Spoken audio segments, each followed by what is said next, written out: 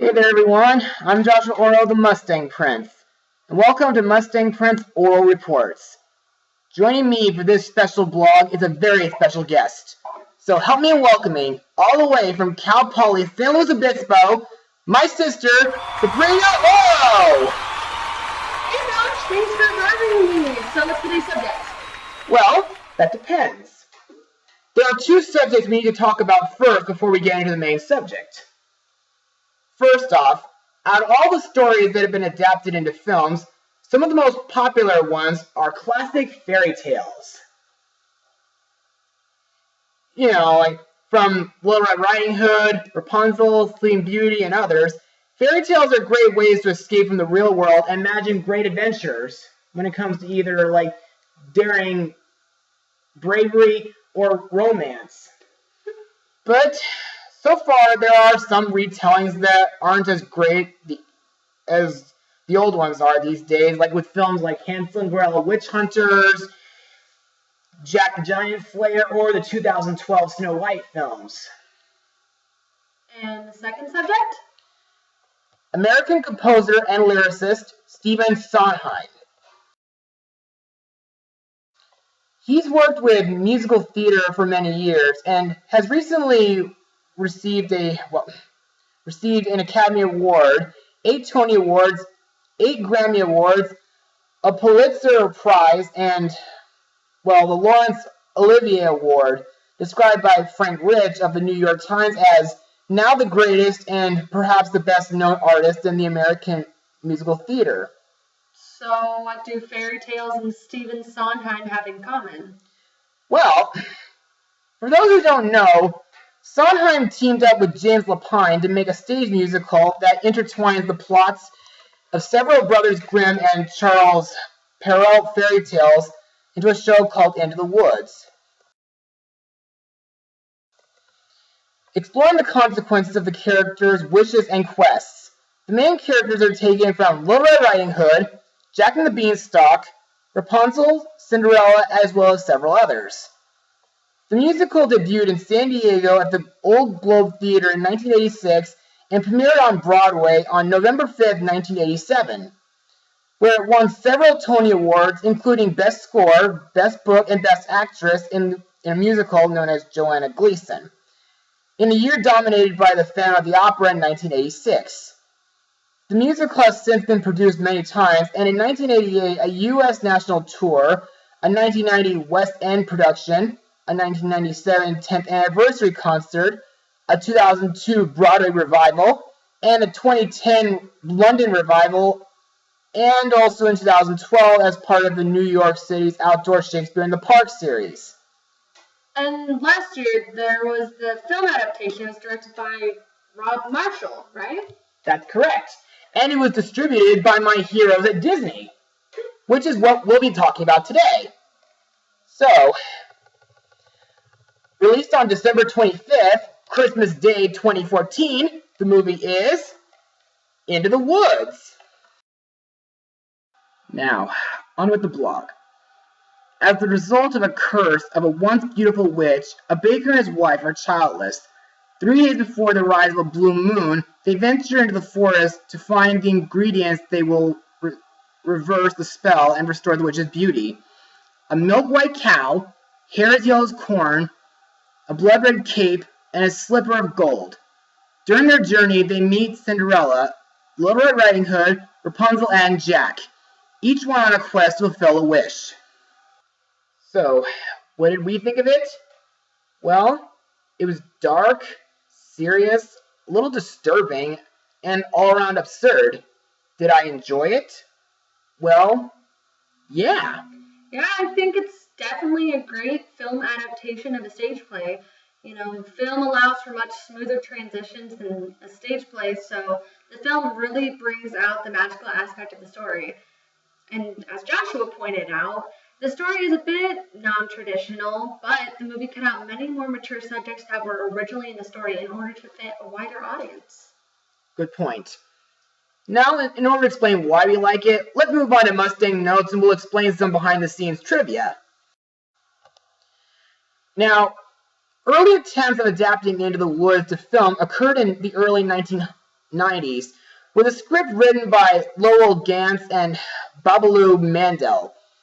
In 1991, Columbia Pictures and Jim Henson Productions were also developing a film adaptation, with Craig Zadan as producer and Rob Minkoff as director. In 1997, Columbia put the film into a turnabout, with Minkoff still attached as director. After the report by Variety, a film adaptation of Into the Woods remained inactive for about 15 years. Then, after the critical and commercial success of Chicago in 2002, director Rob Marshall approached Stephen Sondheim as he was interested in adapting one of his musicals, such as Follies and Sweeney Todd, although Sondheim suggested Into the Woods instead. Marshall concurred, but development of the project was then postponed while he focused on directing Memoirs of a Geisha and Nine. In 2011, Marshall's interest in the project was rekindled when he heard a speech by President Barack Obama on the 10th anniversary of September 11th attacks to the families of the 9/11 victims, which seemed to evoke the same message as the musical's most important song, No One Is Alone. Marshall firmly believed that Into the Woods was a fairy tale for the post-9/11 generation.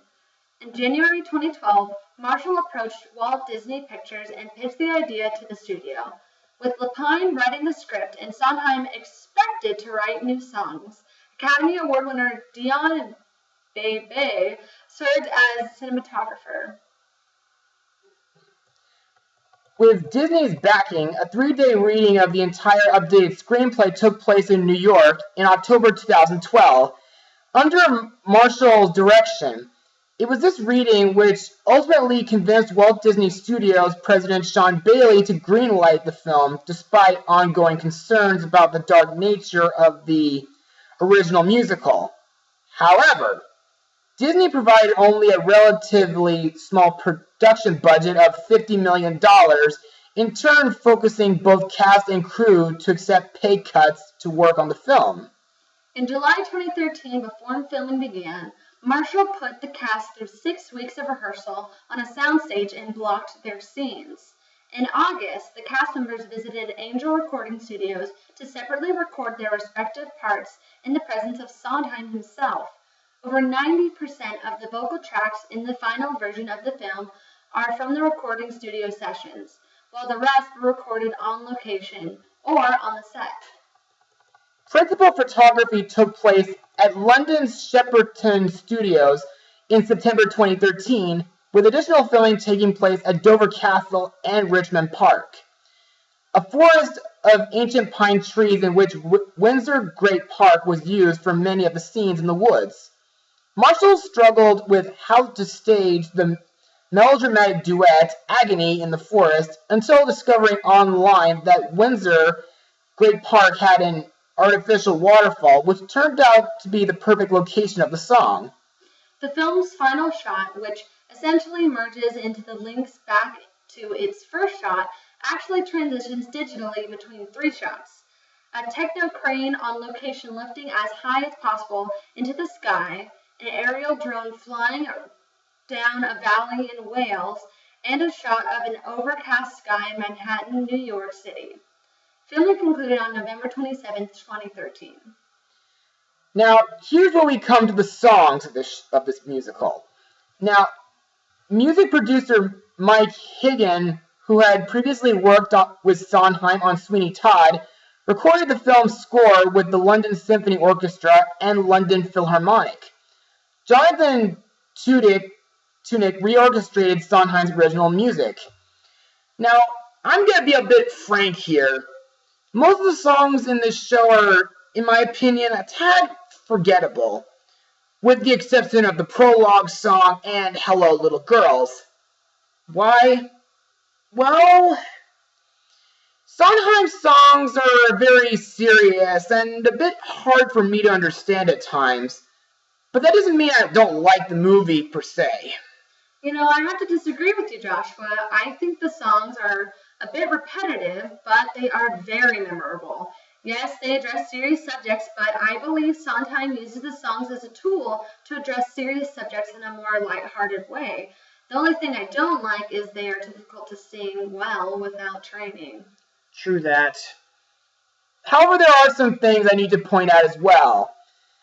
Now, aside from the songs being, in my opinion, sometimes a little forgettable, and a few scenes being dark, I do have to give this film credit for sticking close to most of the fairy tale stories featured, mostly with Cinderella's and Rapunzel's stories. Even the film's settings and effects look pretty cool and outstanding compared to the stage show featured in several theaters. Now, let's move on to the cast and characters of this movie. Shall we, Sabrina? Okay. Our main characters, the baker and his wife, are played by James Corden and Emily Blunt. As we stated earlier, their purpose in this film is to get 4 items in order to lift a curse that was cast on them years prior. But in the second act, they also learn the terms of being a family. Next up is the witch, played by Meryl Streep, who is in films like Mamma Mia and A Series of Unfortunate Events. She, in my opinion, is the most memorable character in the film, not only because of Meryl's performance, but also from her 2 plots in this film, like her curse on the baker and keeping Rapunzel locked in a tower. Next we have Cinderella, played by Anna Kendrick, who is in Pitch Perfect, Paranorman, and of course, The Twilight Saga. Now, this version of Cinderella is pretty different. Instead of a fairy godmother to help her, she has planted an enchanted tree near her mother's grave, and that tree gives her a dress and her slippers. I also like Cinderella's sweet personality, and that she has bird friends who help her out at times. Next is Little Red Riding Hood, played by Lila Crawford. To our knowledge, this is Lila's first appearance in a major motion picture. However, she holds her own like a seasoned professional.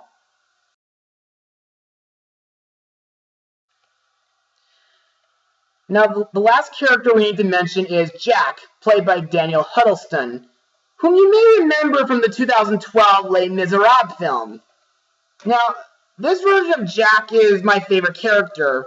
I mean, sure, he does play out the same way he did in his story, but he does accidentally cause a major problem in Act 2. The rest of the cast involves Chris Pine, Tracy Ullman, Christine Baranski, and of course, Johnny Depp. Now on to our final words. Now, overall, Into the Woods isn't the best film from 2014, but it was still good in its own form. Plus, it was, in my opinion, better than Annie 2014, that's for sure. And some of the songs were a tad forgettable, and a few parts were dark, but it makes up for it with its sets and effects. The acting and singing is pretty good, to say the least, and I'm also impressed with the plots involving the fairy tale characters. And their parts do stick close to their original source materials. Still, if you want a family-friendly version of a classic fairy tale, there's always the animated Disney films like Tangled, Cinderella, or Sleeping Beauty. Or if you like some humor, Shrek or Ella Enchanted are also good choices. But if you're a musical theater fan, then Into the Woods might be for you. Like I said earlier, this film was very well done. The acting and forest scenes were good, and the songs are, well, I think they're great. So together, we give this film a rating of 80% out of 100. Well, that's it for today.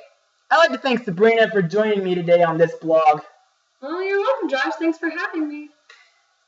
My pleasure. As for the rest of you at home, be sure to join me next time. Mustang Power!